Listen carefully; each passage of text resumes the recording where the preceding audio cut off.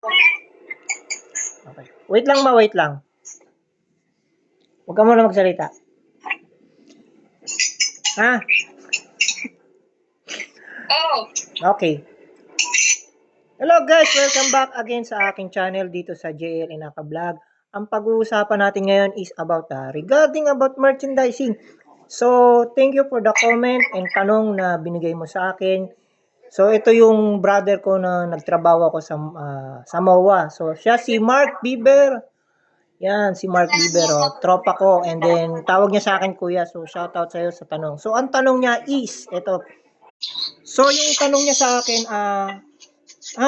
tanong ko lang po, kung halimbawa konti lang lagi ang dumating na deliver ko sa mga items ko, kahit nagpasa naman ako ng carried list, ibig sabihin ba yon wala kaming stock sa warehouse namin?